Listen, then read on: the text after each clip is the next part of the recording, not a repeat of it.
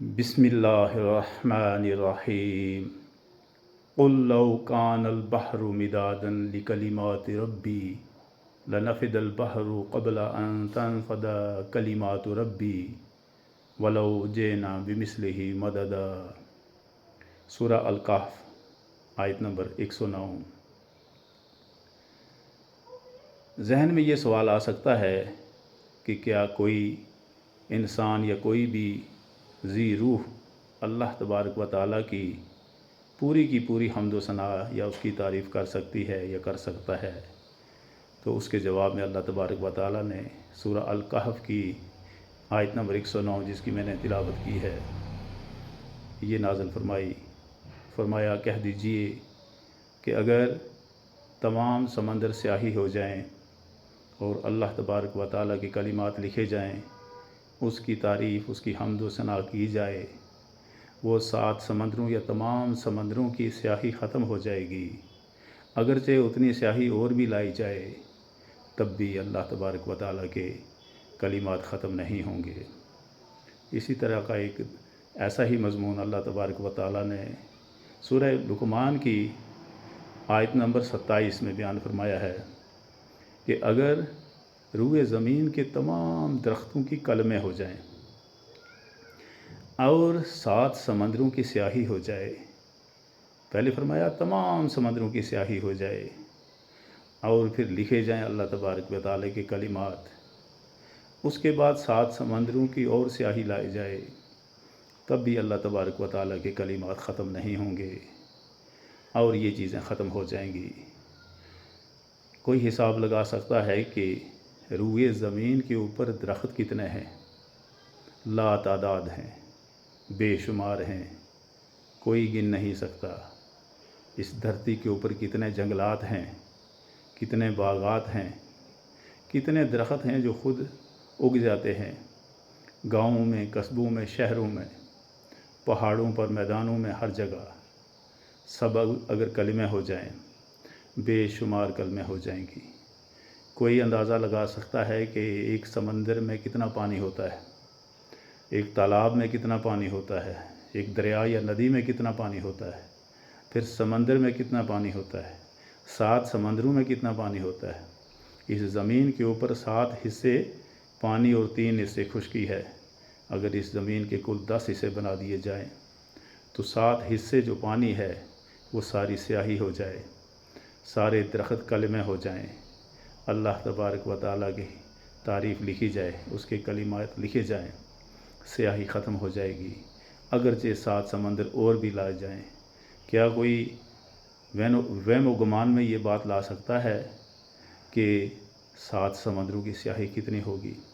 اور پھر جب وہ لکھا جائے تو کتنے لکھا جائے گا، تو کتنے رجسٹر، کوئی ایسا رجسٹر بھی ہوگا کہ جس کے اوپر 7 سمندروں کچھ ہے، کتنے رجسٹر ہوں گے؟ بے شمار، حساب ہی نہیں کوئی لگا سکتا ہے۔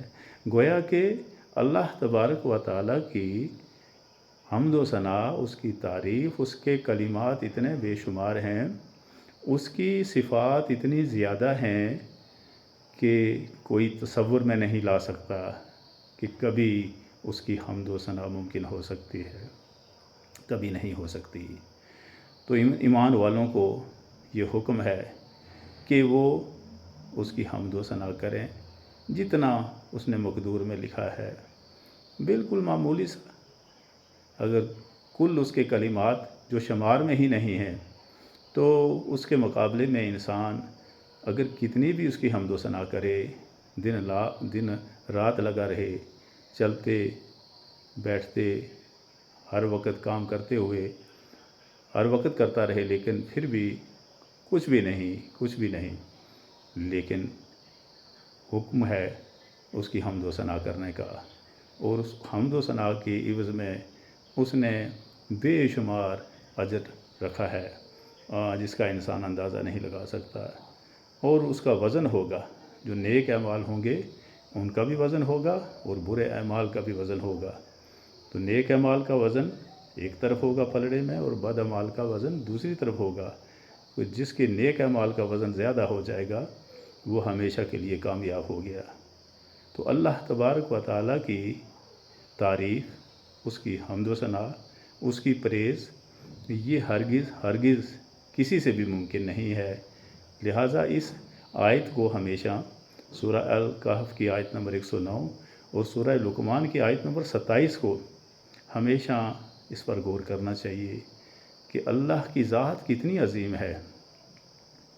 جب ہم رکوع میں ہوتے ہیں سبحان ربی العظیم، سبحان ربی العظیم، سبحان ربی العظیم، چاہے 3 بار چاہے 7 بار، پھر سجدے میں سبحان ربی العالی، سبحان ربی العالی، سبحان ربی العالی، ہم صرف اپنے منہ سے یہ الفاظ ادا کرتے ہیں، لیکن کوئی بھی اندازہ نہیں کر سکتا کہ اللہ تبارک و تعالیٰ کی ذات کتنی عظیم ہے، کتنی اعلیٰ ہے، کبھی وہم و گمان میں نہیں آ سکتا ہے۔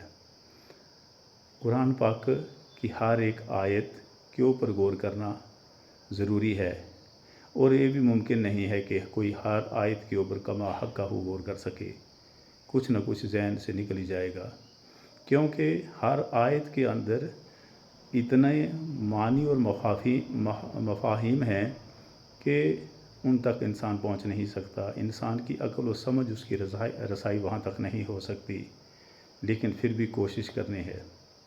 اللہ کی ذات، اس کے کلمات، اس کے کلام، اس کے حکم کی تابع داری میں ہی کامیابی ہے۔ سرکش اللہ کو پسند نہیں، اکڑنے والے اللہ کو پسند نہیں، جو نرمی سے چلنے والے ہیں۔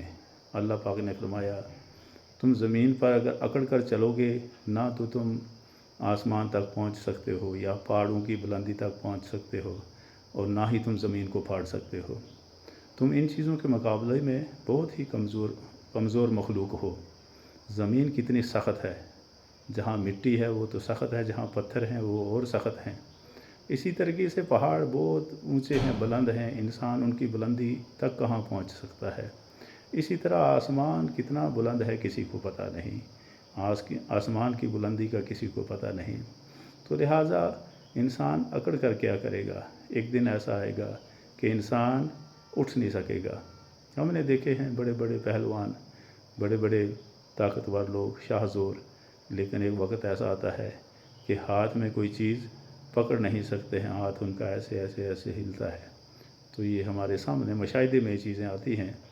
لہٰذا اکڑنا اللہ کو پسند نہیں، اللہ کو حلیمی اور نرمی پسند ہے، اور اللہ کو جو ہے معافی، اس کے حضور معافی مانگنا اس کو پسند ہے۔